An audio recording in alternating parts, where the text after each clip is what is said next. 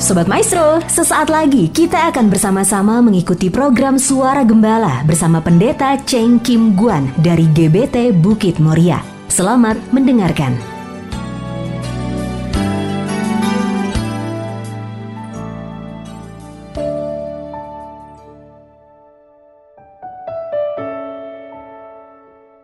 Shalom Ibu Bapak Sobat Maestro dimanapun berada. Kembali melalui program Suara Gembala, saya Pendeta Cheng Kim Guan menjumpai dan sekaligus menyapa Ibu Bapak Sobat Maestro untuk kita sama-sama merenungkan beberapa ayat firman Tuhan yang akan kita awali terlebih dahulu dengan doa. Mari kita masuk di dalam doa.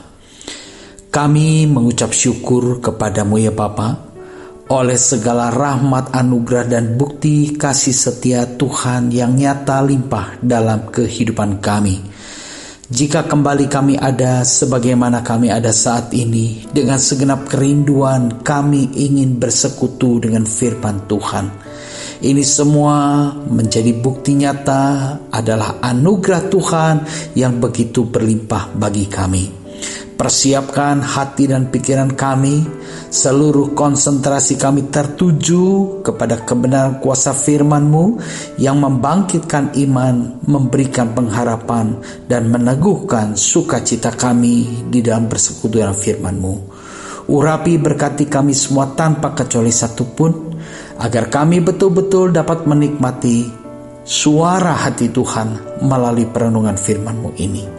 Berbicaralah dan berkati kami semua, sebab kami rindu dan siap untuk menerima berkat firman-Mu. Dalam nama Tuhan Yesus Kristus, sama panjatkan peralaskan segala doa ini. Haleluya. Amin. Shalom Sobat Maestro terkasih. Pada kesempatan kali ini kita akan merenungkan satu tema, yaitu lahirnya Juru Selamat. Karena kita memasuki masa-masa Natal, bulan penuh syukur dan sukacita, karena telah lahir Juru Selamat dunia. Nah, kita akan lihat di dalam Lukas 2 ayat yang ke-8. Ini merupakan awal disampaikannya pesan Natal melalui para gembala. Kita akan lihat di dalam Lukas 2 ayat yang ke-8. Di daerah itu ada gembala-gembala yang tinggal di padang menjaga kawanan ternak mereka pada waktu malam. Tiba-tiba berdirilah seorang malaikat Tuhan di dekat mereka, dan kemuliaan Tuhan bersinar meliputi mereka, dan mereka sangat ketakutan. Ini adalah awal berita tentang lahirnya Juru Selamat yang disampaikan oleh malaikat Tuhan melalui para gembala. Saat itu gembala sedang menggembalakan kawanan domba-dombanya sebagaimana menjadi satu kebiasaan atau pencahariannya. Di dalam malam gelap, dalam cuaca yang dingin, tiba-tiba berdirilah seorang malaikat Tuhan di dekat mereka. Tanpa sebab, tanpa tanda, tiba-tiba datanglah malaikat Tuhan. Bagi kawanan para domba itu menjadi satu tanda yang mengejutkan. Tetapi bagi pihak Allah itu merupakan satu pesan yang harus disampaikan dengan segera. Ya, dari sebab itu Tuhan mengirimkan penyampai pesannya, yaitu malaikat. Malaikat Tuhan yang disertai dengan kemuliaannya menyinari mereka semua. Itu tanda-tanda yang ditangkap oleh para gembala dan dituliskan oleh Lukas. Jadi kalau demikian, berita yang disampaikan oleh malaikat itu adalah berita yang betul-betul tidak bisa diragukan lagi dan tidak perlu diragukan lagi. Sebab ini berita adalah berita dari Tuhan yang menyampaikan pesannya juga malaikat Tuhan yang disertai dengan tanda-tanda kemuliaan daripada Tuhan. Ketika para gembala itu melihat kemuliaan Tuhan, mereka pun mengalami ketakutan. Kenapa mereka takut? Karena ini adalah satu peristiwa yang luar biasa yang belum pernah terjadi dan belum pernah mereka alami sebelumnya. Jadi untuk berita yang sangat menarik ini, kita perlu merenungkan apa sih pesan daripada malaikat itu. Di dalam Lukas 2 ayat yang ke-10 dikatakan, lalu kata malaikat itu kepada mereka. Malaikat itu berkata kepada para gembala yang sedang dalam ketakutan. Apa isi beritanya? Jangan takut. Sebab sesungguhnya aku memberitakan kepadamu kesukaan besar untuk seluruh bangsa. Puji syukur pada Tuhan. Jadi pesan yang disampaikan oleh malaikat Tuhan itu adalah pesan-pesan yang betul-betul penting dan sangat menggembirakan. Pesan yang penuh sukacita. Karena pesan daripada malaikat itu kesukaan besar untuk seluruh bangsa. Perlu didengar oleh seluruh bangsa. Tetapi pesan itu ditujukan khusus melalui para gembala. Jadi artinya para gembala itu punya satu beban, punya satu kewajiban untuk menyampaikan pesan yang mereka terima dari malaikat Tuhan untuk disebarluaskan, untuk diberitakan. Sebab target penyampaian berita ini yaitu seluruh bangsa. Targetnya mendunia. Puji syukur pada Tuhan. Jadi ini hal berita yang sangat penting sekali untuk kita renungkan bersama, untuk kita kaji ulang, untuk kita ingatkan kembali. Sebab sesungguhnya aku memberitakan kepadamu kesukaan besar untuk seluruh bangsa. Hari ini telah lahir bagimu juru selamat, yaitu Kristus Tuhan di kota Daud. Kesukaan besar yang memberitakan bahwa telah lahir, telah hadir juru selamat bagi seluruh bangsa. Namanya Kristus Tuhan. Puji syukur pada Tuhan. Inilah berita sukacita Natal di Natal yang pertama. Kita memperingati saat ini adalah memperingati Natal yang kesekian kalinya. Tetapi pada awal peristiwa Natal, yaitu sesungguhnya ini makna berita sukacita besar. Kenapa disebut sukacita besar? Karena telah lahir juru selamat, telah datang juru selamat, namanya Yesus, Tuhan di kota Daud. Puji syukur pada Tuhan. Dia lahir sebagai bayi, tetapi dia bertumbuh sebagaimana manusia pada umumnya. Dia tidak tetap bayi, tetapi dia bertumbuh. Nah, kita akan melihat apa yang dituliskan oleh Rasul Paulus tentang pribadi Kristus ini. Kita perlu tahu, benarkah dia juru selamat? Apa peran-peran Kristus sebagai sang juru selamat yang diberitakan secara spektakuler itu? Nah, kita akan lihat peran Kristus sebagai sang juru selamat, yaitu pertama, Kristus sebagai pembebas. Di dalam Kolose 1 ayat yang ke-13, Ia telah melepaskan kita dari kuasa kegelapan dan memindahkan kita ke dalam kerajaan anaknya yang kekasih. Ia telah melepaskan kita dari kuasa kegelapan. Ia yang dimaksud adalah Kristus, sang juru selamat itu. Ia telah melepaskan kita dari kuasa kegelapan dan memindahkan kita ke dalam kerajaan anaknya yang kekasih. Pertama, peran sang juru selamat yang bernama Kristus itu. Ia sudah membebaskan kita dari kegelapan. Dan itu sudah terbukti karya penebusannya melalui kematiannya di kayu salib. Dan kita pun setiap tahun merayakan Paskah. untuk mengingat kematian kebangkitan Kristus sebagai peran penyelamat bagi dunia, penebusan bagi dunia. Pertama, dia membebaskan. Kita harus dibebaskan dari belenggu. Kita harus dibebaskan dari kegelapan. Orang yang dibebaskan dari belenggu, orang yang dibebaskan dari kegelapan, dia hidup dalam terang kerajaan anaknya. Puji syukur kepada Tuhan. Itu peran Sang Juru Selamat. Lalu kita juga akan lihat peran Sang Juru Selamat sebagai penebus. Di dalam Kolose 1 ayat yang ke-14. Di dalam Dia, di dalam Kristus, kita memiliki penebusan kita, yaitu pengampunan dosa. Di dalam Kristus, di dalam pribadi yang lahir di tempat yang hina. Di dalam Kristus, kita memiliki penebusan kita, yaitu apa? Pengampunan dosa. Puji syukur kepada Tuhan, kita dibebaskan dari kegelapan sehingga kita mengerti terang, memahami terang. Terang itu juga membebaskan kita dari keterikatan dosa, keterikatan hukum yang mengikat kita pada maut.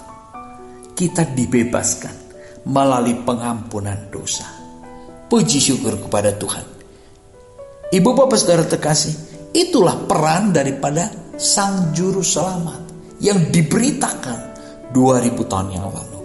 Lalu kita juga akan melihat peran Kristus, peran Sang Juru Selamat sebagai pembawa damai, memperdamaikan manusia dengan Allah.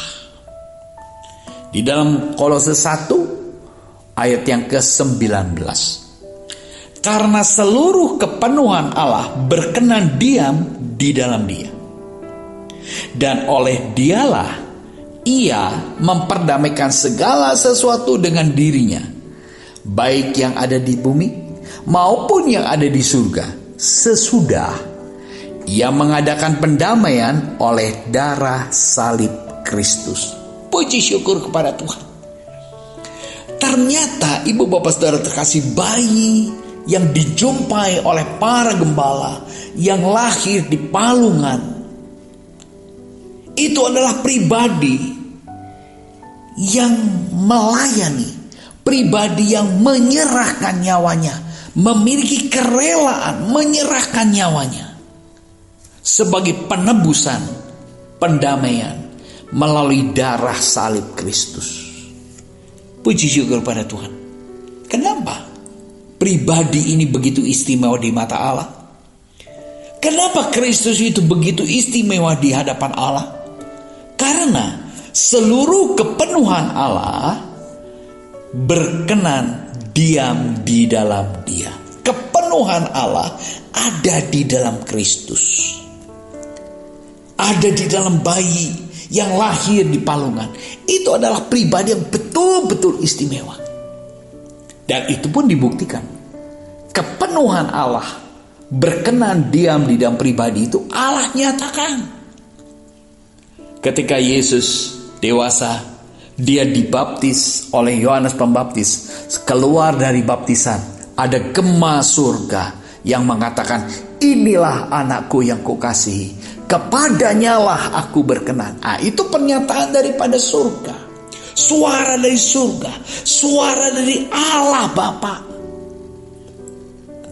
atas pribadi Yesus yang lahir pada hari Natal. Dengan demikian, ibu bapak saudara terkasih, kita makin mengerti, memahami siapakah Kristus itu. Siapakah yang lahir di hari Natal itu? Apa perannya dan dampak pengaruhnya bagi dunia? Ternyata Dia adalah juru selamat dunia. Betapa bersuka citanya kita di tengah kehidupan yang penat, di tengah kehidupan yang sulit, di tengah kehidupan yang menakutkan ini, kita diingatkan kembali ada juru selamat sudah datang namanya Yesus Kristus yang adalah Tuhan. Nah, ini peran-perannya yang kita renungkan. Dia membebaskan kita dari kegelapan, sehingga kita melihat terang, sehingga kita mengerti terang. Dia membebaskan kita dari dosa yang membelenggu dan mengikat kita. Kita dibebaskan dari dosa. Kita dibebaskan dari hukum maut. Dan kita diperdamaikan dengan Allah. Wah, ini luar biasa. Maka kita dapat berstatus sebagai anak-anak Allah itu. Bagaimana caranya?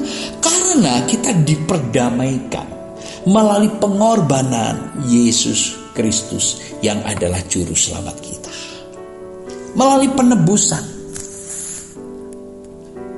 Dari sebab itu Allah yang menebus kita melalui Yesus Kristus. Sehingga kita yang ditebus menjadi milik Allah. Tanpa penebusan tidak ada kepemilikan. Ya, jadi kalau kita mau memiliki sesuatu barang, kita harus berani bayar harga terlebih dahulu. Baru harga yang sudah kita bayar nilainya, sudah kita tebus, itu menjadi milik kita. Ini jugalah peran daripada Sang Juru Selamat. Kita dapat menjadi anak-anak Allah, anak-anak terang. Kenapa? Status kita begitu berubah signifikan dari anak kegelapan menjadi anak-anak terang. Karena karya Juru Selamat ini. Karena penebusannya. Ya, oleh Dialah ia memperdamaikan segala sesuatu dengan dirinya. Baik yang ada di bumi maupun yang ada di surga. Manusia di bumi diperdamaikan dengan Allah yang bertahta di dalam kerajaan surga. Wah, ini satu berita sukacita. Ini adalah satu kegirangan yang luar biasa yang tak ternilaikan. Coba kita berdamai dengan warga kerajaan surga. Kita hidup dalam dunia yang penuh dengan kegelapan dan dosa, tetapi kita diperdamaikan dengan Allah, pencipta segala sesuatu yang hidup dalam kekudusan dan kemuliaannya. Bukankah ini satu anugerah yang besar? Puji syukur kepada Tuhan. Ibu bapak saudara terkasih, kita perlu mensyukuri segala kasih karunia daripada peran Sang Juru Selamat itu. Kita akan menangkap pesan-pesan Natal yang dituliskan oleh Rasul Paulus di dalam Kolose 1 ayat yang ke-21. Juga kamu yang dahulu hidup jauh dari Allah dan yang memusuhinya dalam hati dan pikiran seperti yang nyata dari perbuatanmu yang jahat. Kamu dahulu jauh dari Allah. Ini pesan Rasul Paulus dalam bentuk tulisannya yang dituliskan kepada jemaat di Kolose secara khusus, tetapi tulisan ini dibacakan sehingga kita mendengar dan merenungkan bersama pada kesempatan ini. Tulisan daripada Paulus itu mengingatkan siapa kita dahulu. Kita dahulu adalah anak-anak kegelapan yang pikirannya gelap, perbuatannya gelap, yang memusuhi, yang menjadi seteru Allah. Itu dulu. Tetapi melalui peran Sang Juru Selamat yang mendamaikan kita, kita beroleh damai sejahtera. Kita beroleh pendamaian dengan Allah. Puji syukur kepada Tuhan. Ketika kita berdamai, maka kita ada kesukaan. Maka kita ada sejahtera. Ketika kita berjumpa dengan orang yang kita sudah berdamai. Sekarang kita hidup dalam dunia, namun sudah diperdamaikan dengan Allah yang bertahta di dalam kerajaan surga. Betapa sukacita, betapa bersyukur kalau kita berdamai dengan Allah kita. Maka ada kesukaan, ada damai sejahtera, tidak ada ketakutan. Puji syukur pada Tuhan. Ini yang harus kita alami, pesan Natal. Pada hari-hari ini, di tengah kita menghadapi ketakutan, kegentaran, hingar-bingar berita yang menciutkan hati kita. Kita tangkap pesan ini. Di dalam Kolose 1 ayat yang ke-22, sekarang diperdamaikannya. Dahulu kita bermusuhan, seteru Allah, tapi karena karya salib Kristus yang berperan sebagai juru selamat dunia, maka kita diperdamaikan di dalam tubuh jasmani Kristus oleh kematiannya. Jadi kita memahami betul, kematian Kristus bukanlah satu kekalahan, tapi kematian Kristus justru proses penebusan agar umat manusia yang berdosa ditebus menjadi milik Kristus. Agar umat manusia yang berdosa diampuni dosanya, dibebaskan dosanya, dan diperdamaikan dengan Allah. Sekarang diperdamaikannya di dalam tubuh jasmani Kristus oleh kematiannya, untuk menempatkan kamu kudus dan tak bercela dan tak bercacat di hadapannya. Wah, ini maksud tujuan daripada pendamaian, lahirnya sang Raja Damai. Ya, itu dinubuatkan oleh Yesaya. Siapakah Kristus? Kristus itu Raja Damai. Seperti apa sih Raja Damai? Nah ini Paulus mengatakan, menuliskan, kita diperdamaikan dengan Allah agar kita ditempatkan di hadapan Allah dalam status sudah disucikan, dikuduskan melalui penebusan Yesus Kristus, agar kita kudus, tak bercela dan tak bercacat di hadapannya. Puji syukur pada Tuhan. Inilah pesan Natal. Dari sebab itu kita perlu merespon pesan sukacita ini dengan serius, dengan sungguh, tidak hanya dengan berpesta pora, berhura-hura, menampilkan pertunjukan ini dan itu, menunjukkan kemegahan-kemegahan.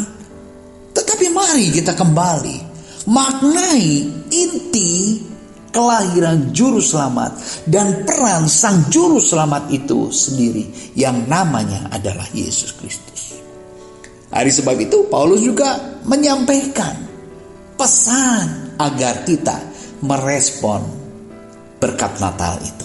Di dalam Kolose 1 ayat yang ke-23, di sini dikatakan, sebab itu kamu harus bertekun dalam iman, tetap teguh dan tidak bergoncang, dan jangan mau digeser dari pengharapan Injil yang telah kamu dengar dan yang telah dikabarkan di seluruh alam di bawah langit, dan yang aku ini Paulus telah menjadi pelayannya. Ini pesan daripada Paulus.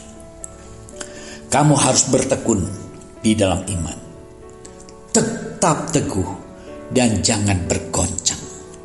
Puji syukur kepada Tuhan. Sekalipun berita hingar-bingar yang mengecilkan hati kita, tetaplah kita bertekun di dalam iman, di dalam percaya akan peran juru selamat yang sudah dinyatakan, yang sudah dibuktikan. Mari kita tetap tekun di dalam pengharapan iman percaya kita. Dan di sini jangan mau digeser dari pengharapan Injil. Jangan mau digeser, karena memang ada upaya-upaya untuk menggeser iman percaya kita. Itulah penguasa-penguasa kegelapan. Tetapi biarlah melalui pesan Natal yang kita cerna bersama, kita makin diteguhkan di dalam iman, tidak tergoncangkan, dan kita tetap berpengharapan di dalam Injil Kristus yang menyediakan kita kehidupan kekal dan menempatkan kita agar kita kudus, tak bercacat dan tak bercela di hadapan Tuhan. Puji Tuhan, biarlah berkat pesan Natal ini memberkati kita semua. Mari kita berdoa. Terima kasih Tuhan untuk beberapa ayat firman-Mu yang kami renungkan bersama perihal kelahiran Juru Selamat. Biarlah firman-Mu memberkati kami semua. Roh Kudus memberikan penghiburan bagi kami. Sukacita Natal memberkati kami semua. Terima kasih untuk berkat firman-Mu. Dalam nama Tuhan Yesus Kristus, hamba panjatkan peralaskan segala doa ini. Haleluya. Amin. Shalom Sobat Maestro. Tuhan memberkati kita semua. Amin.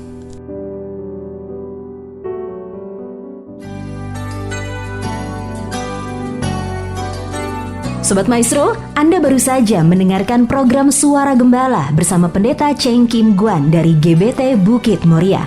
Dengan tempat ibadah Jalan Bojong Raya Komplek Permata Indah, Blok J nomor 24 Bandung.